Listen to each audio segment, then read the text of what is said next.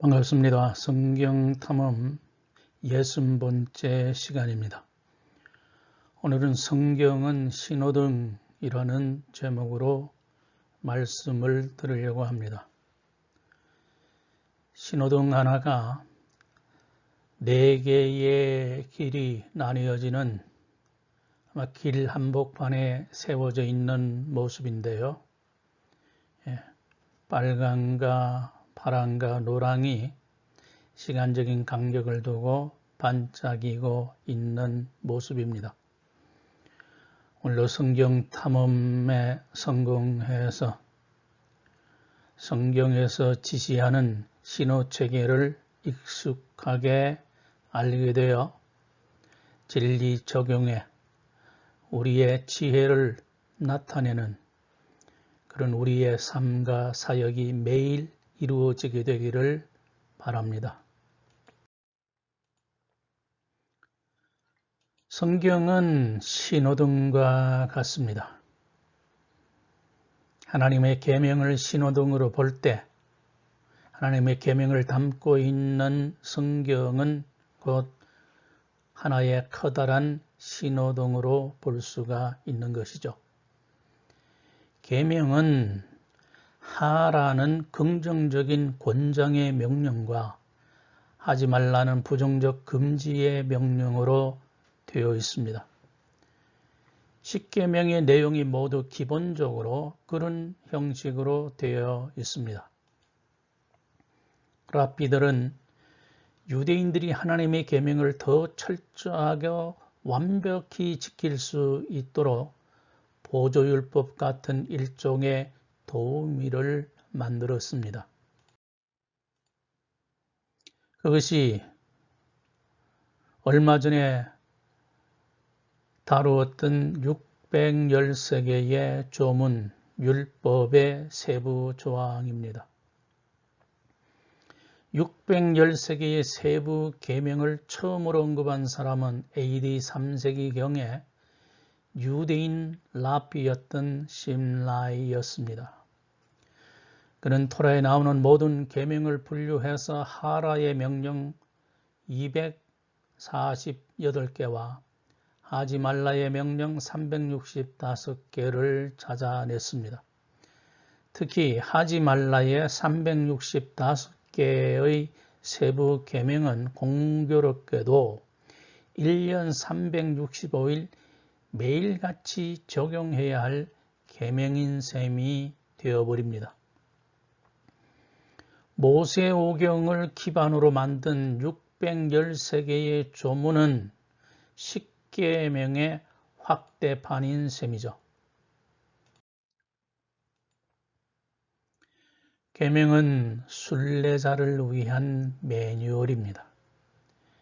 애굽의 종살이에서 해방된 이스라엘 백성은 지금 젖과 꿀이 흐르는 약속의 땅을 향한 순례 여정에 있습니다. 광야 생활은 임시 과정이었지 그들의 일상적인 삶은 아니었는데요. 본격적인 순례 여행이 시작된 그들에게 하나님은 계명을 주셨습니다. 계명은 광야 생활을 위한 임시 처방용이 아니었습니다. 그것은 장차 그들이 들어가 살 약속의 땅에서 실현해야 할 정착 생활의 안전한 매뉴얼이었습니다. 성경은 구약만이 아니라 신약도 포함하고 있는데요. 십계명은 구약의 이스라엘 백성을 위한 것이지 이미 율법을 지나 은혜의 새로운 시대에 들어선 그리스도인들에게는 공연히 불필요한 것이라고 치부하는 이들이 있습니다.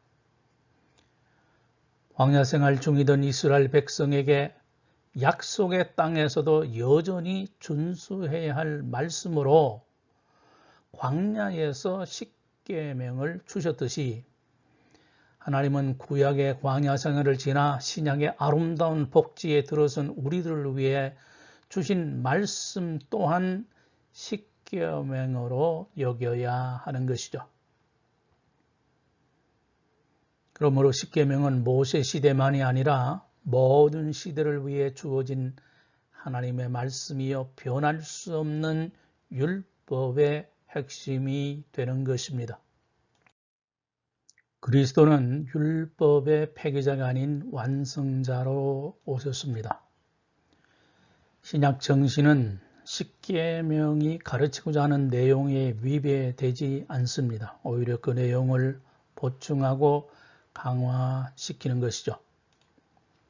예를 들어 한 분 하나님과 한 분 중보자 그리스도는 1계명, 우상 숭배인 탐심을 버리라 하시면 2계명, 맹세 은금은 제3계명, 안식에 들어가기를 힘쓰면 제4계명, 주 안에서의 부모 순종은 제5계명, 간음 금지는 제6계명, 음행 회피는 제7계명, 도적질 금지는 제8계명, 거짓말 금지는 제9계명, 마지막으로 탐욕 경계는 제10계명의 정신과 부합이 됩니다.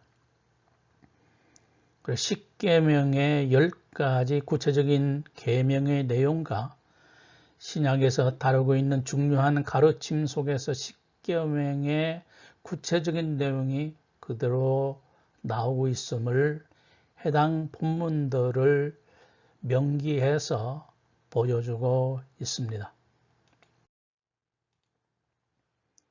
계명은 그리스도인의 온전한 삶을 위한 참고서입니다. 구약과 신약을 굳이 나누어 생각하자면 구약은 참고서요, 신약은 교과서에 해당하겠죠. 참고서 중에 핵심 내용이 10계명이며 교과서의 핵심에 해당하는 것이 복음서 안에 있는 그리스도의 산상수훈입니다.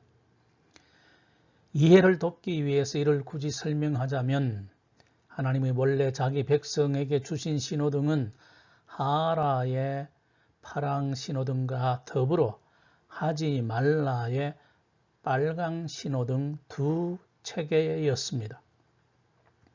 그런데 랍비가 만든 세부 계명으로 인해 빨강 신호등의 예비 단계인 1단 정지로서의 노랑 신호등이 추가된 것이라고 볼 수가 있는 것이죠.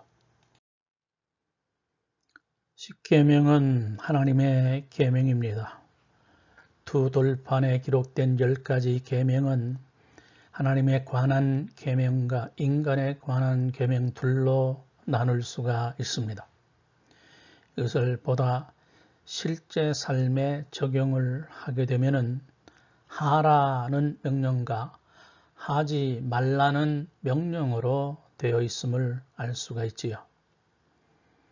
그래서 유대의 랍비들은 어떻게 하면 하나님의 백성들이 하나님이 주신 이 율법을 온전하고 안전하게 지킬 수 있을까 고심 끝에 소위 잘 알려진 613가지 세부 조항이 생겨난 것이죠. 문제는 좋은 취지에서 개발된 613개의 세부 계명이 너무나도 정교하고 분명해서 그것을 지키려고 애쓰는 동안 사람들은 본의 아니게 본 계명의 현관문에 들어서기도 전에 거미줄처럼 얽혀버린 613개의 율법의 미로에 꼼짝없이 갇혀버린 꼴이 되었습니다. 이는 마치 운동선수가 본 게임에 출전하기도 전에 스파링을 하느라고 에너지가 모두 소진되어 버린 경우와 비슷한 것이죠.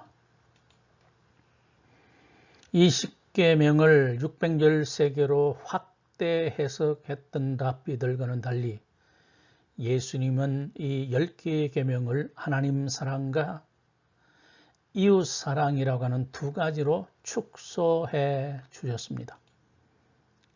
결국 이 두 가지도 사랑 하나로 말씀할 수가 있는 것이죠. 계명의 목적이나 613개의 조문이 목적하는 바는 하나님 사랑임에도 불구하고 하나님 사랑의 역행하는 결과를 낳게 된 것이죠. 편안하게 인도하는 도우미 역할을 하려고 했던 것이 오히려 올무가 되어버리는 비극에 빠져버리고 만 것입니다. 613개의 세부 조항은 인간을 기진맥진하게 만들어버리는 세부 계명으로 남게 되었습니다. 오늘 강의는 여기에서 매듭 짓습니다. 하나님의 평강이 여러분과 함께 계시기를 바랍니다. 샬롬.